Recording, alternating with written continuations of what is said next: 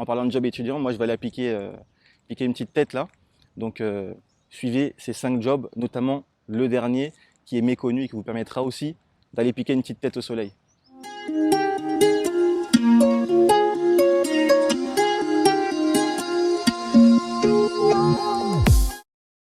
Salut à tous.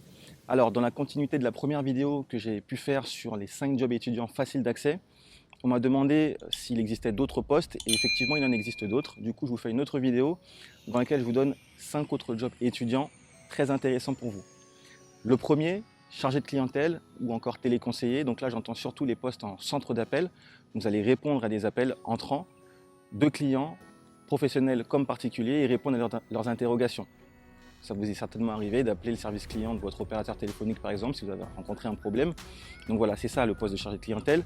C'est très prisé, en tout cas les profils étudiants sont très prisés. Donc n'hésitez pas à vous intéresser à ces profils-là. Chargé de clientèle, téléconseiller. Deuxième type de poste, un petit peu similaire, téléenquêteur. Là, vous allez faire des enquêtes téléphoniques auprès de publics différents, donc des professionnels ou des particuliers. Vous allez les appeler et leur poser des questions en fonction justement du domaine sur lequel vous allez être affecté. Et ça peut être intéressant pour vous puisque c'est aussi facile d'accès. Vous allez appeler par exemple des entrepreneurs pour leur poser des questions sur leur activité, des sociétés pour leur poser des questions sur les produits qu'ils ont achetés, etc. Troisième poste, connu je pense de pas mal de personnes, préparateur de commandes. Là, c'est un poste un peu plus manuel.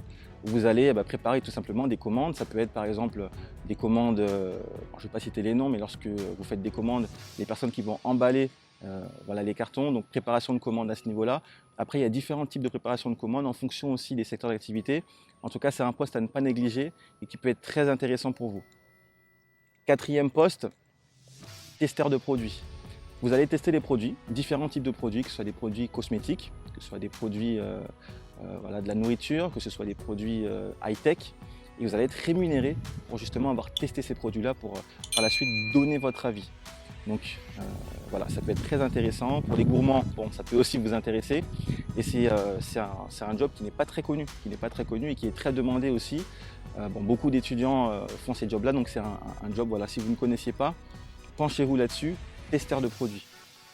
Enfin, cinquième job étudiant, c'est le job sur des sondages rémunérés.